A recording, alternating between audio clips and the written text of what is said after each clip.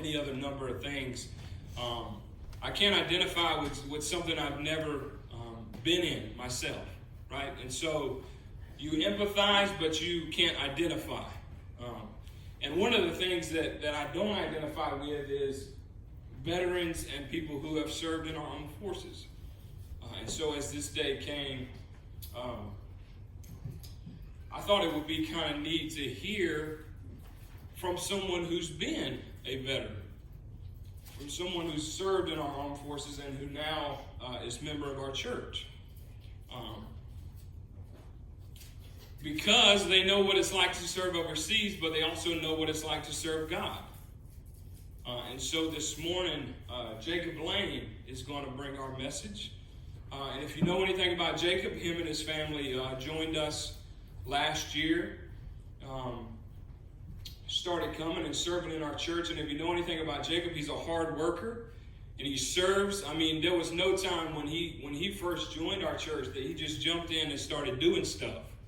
And that's just the guy that he is. And he is, he's a servant, he's a dad, he's a leader. And I think that God has laid a message on his heart that I'm anxious to hear, and that I can't identify with where you've been. You can't identify with where I've been, but neither one of our stories is better than the others. But God has obviously placed a message on his heart that I would like him to share with you this morning. So Jacob is going to give our message this morning, and his scriptures are there. That's why I asked you to turn there. So please join him there, and he's going to bring our message.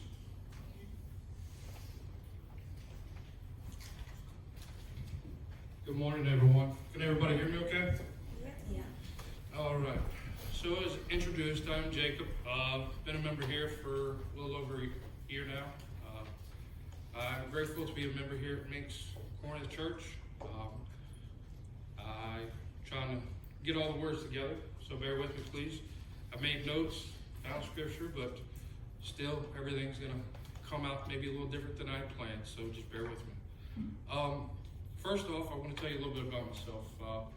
I served 15 years in the military, active duty, reserve, etc. I first made my deployment, well, I'll back up. I made my introduction into the service in 2001, right before 9/11. My wife and I were dating in high school at the time. I was a senior. She begged me not to do it. Me, I was like, well, nothing happened since Desert Storm in 94. I think I'll be all right. So went ahead on and signed up, went in to basic training. Actually came down here to Fort Benning, Georgia. That was my introduction to Georgia. So I, at that point, then went off to a duty station, then got shipped off. Well, 9/11 happened shortly thereafter, while I was in basic, excuse me. Then I went to the duty station, and then I got assigned to go to Afghanistan. In 03 through 05 was in Afghanistan. Spent 18 months there. So that was when they were trying to transition and get more reserves called up, etc. So then came back home, had my eldest son later, then went to Iraq for my first tour to Iraq. And 07 to 08, that was a year deployment. Spent there doing various missions, convoy security, just numerous missions I did there because that was my first deployment there. Then came back home, had my second and third child, was home for a while. Our second child. Then I turned around and went back again to Iraq for a second time and spent a year there that time. Actually just shy of a year. It was like 11 months and some days by the time I got back stateside. So overall, being in different countries, seeing different religions, experiencing different things, it will draw you nearer to the Lord and will make your faith stronger and in turn make your walk stronger, because being in a different country, being in a different atmosphere, it will bring forth your opinions and your beliefs. So, and to have good morals and good bringing up, that's one of the things you hold on to is your religion. So part of my sermon today is in a comparison to talking about the military that I served in and then the God I serve now. Talking about how I served my country and tried to do it with honors. trying to serve the Lord and do that with others. So I'm just trying to get through and be a good example for my children, for Christianity, and just to make sure that I can do it correctly. So I would actually take this time to have everyone stand up, please, if you don't mind. And I would like all of y'all to look around the room. We recognized veterans earlier. Everyone in this room and outside of this room, we're all veterans in Christianity. We all battle sin. We all battle life choices. We all make our choices. We all battle the devil. So I thank you for being here Sunday. I thank you for making the choices you make. You thank me. I thank you for the choices you make. So I want everybody to give each other a round of applause, please.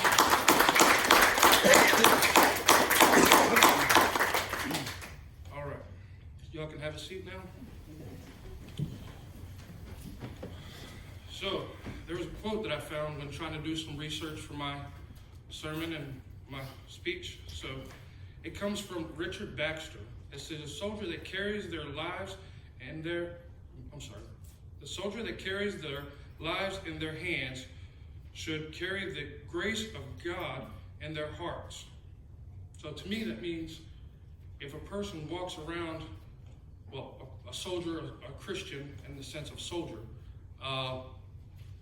walks around every day, going through life, meeting the struggles of either it be Christianity or humankind, that we go through with life with God's grace and God's love, that we meet every obstacle, whether it be big or small, that we meet each one with such humility and humbleness and seeking God's guidance.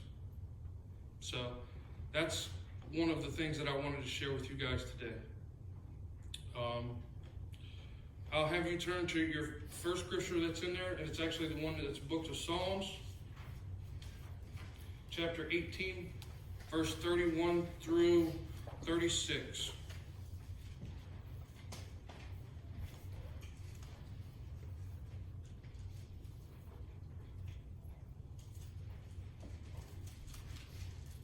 And the scripture reads, "For who is God beside the Lord? And who is the rock except our God? It is God who armed me with strength and keeps my way secure. He makes my feet like the feet of a deer. He causes me to stand up on highs. He trains my hands for the battle. My arms can bend a bow of bronze. You make your saving help my shield, and your righteous and your right hand sustain me. Your help has made me great. You provide a broad path for my feet, so that my ankles do not give way." So my thought and my opinion on that is saying that God has given us tools when He sacrificed His Son for us. He's given us tools in this body to allow us to have strengths. The Bible is a tool that God gave us. The knowledge that He has given us is a tool. Family and friends around us are tools that can help lift us up, bring us up, keep us moving forward each day. Because in a comparison, there was days being my service, it was hard to get up and face the next day or to worry about making it through the next day. So God has promised us that He's going to be there for us. He's going to take that pain and suffering away from us. That He's going to guide us and carry us to wherever we need to go, wherever we have to be. I think that the instruments that I've used in the military, for example, the guns, the violence, the tools that I used, vehicles that I used, were stuff that I had gotten from the military, that the military had issued me. Whereas being a Christian, coming to church, I'm armed with the Bible, the knowledge, the people around me, the guidance, the uplifting that this church has done for me and my family. So it's helped us, and we will continue to be here and push forward and get through every day, as well as, the next. So, also in another comparison, when I first started speaking about my military experience and my Christian faith walk, I served a man that we call the Commander-in-Chief. All right, it was the President, generals, on down the succession line of command. All right, and mostly in the military, we learn that our leadership leads by example. That they go first, usually. That they show us the way, they teach us the way. Much learned in my Christianity faith, God's no different. He gave us his son. He then gave us the Bible and gave us the knowledge to do so. God is our Commander-in-Chief. And God has proven that he wants to be first. There should be no other God before him. And the closer we are to him and the closer we follow in his footsteps as our leader, the better we will be. So I believe that anybody can be a good Christian, anybody can be a good soldier. But having the right tools and having the right guidance will help anyone make their decisions. So I'm going to ask you now to turn to Joshua, the book of Joshua, for the second scripture. Chapter 1, verse 9.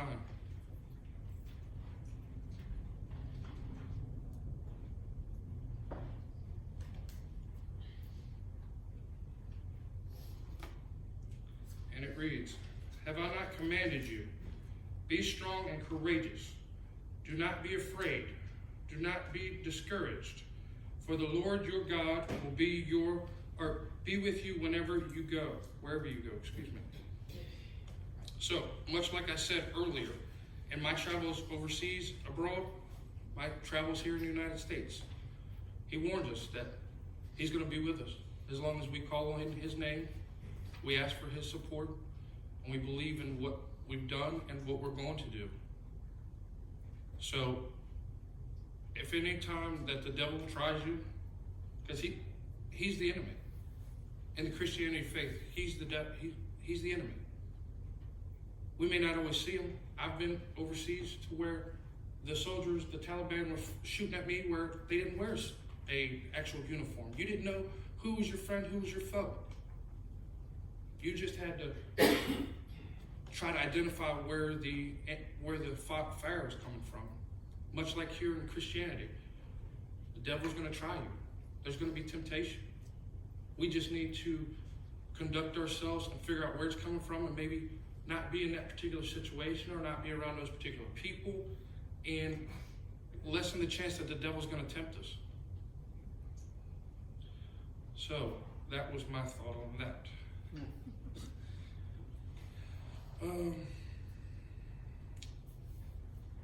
That's about all I have as far as the mission and or message that I have.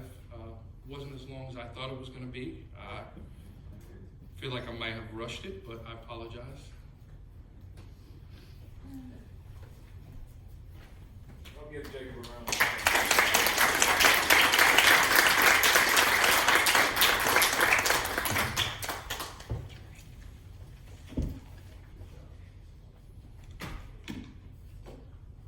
For a man who's not a pastor, I think he did a great job.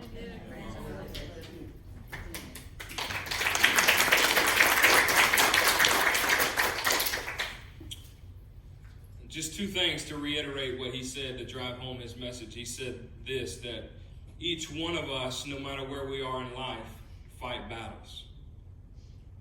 We all fight battles of different kinds, some of greater length and greater intensity than others, but we all fight battles. The second thing he said was that God gives us the tools to make way. Whether that be prayer to God himself as our creator and as our sustainer, whether that be the Bible as his word, and whether that be one another as community. God gives us the tools to sustain us and to make us victorious. Because that's what it's about. Right? Anybody who goes off to war, who goes to fight a battle, they probably want to be victorious. I don't think anyone goes out wishing defeat upon themselves, at least not that I'm aware of. But it's all about victory. It's all about facing the battles and winning. And sometimes we lose some battles along the way. But it doesn't mean the war's over. Jacob did an incredible job, and I'm thankful for his word this morning. I'm thankful for God for using him. I'm thankful for the man he is and for the way he serves our church. And that's a word that we can all take to heart.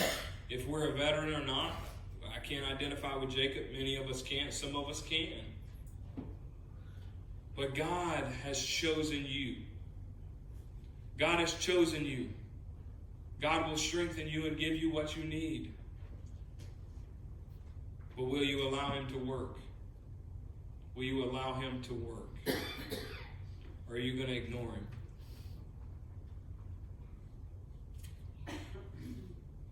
The closing hymn was Onward Christian Soldier, and while I do like that hymn, I think we might go ahead and sing it, but also I want to throw on the back of that Victory in Jesus. And we'll sing those two hymns to close us out, and the altar's open. If you feel like you've not been serving God well enough or with everything you've got, the altar's open. If you just want to give God thanks for the ways that he has sustained you in fought your battles,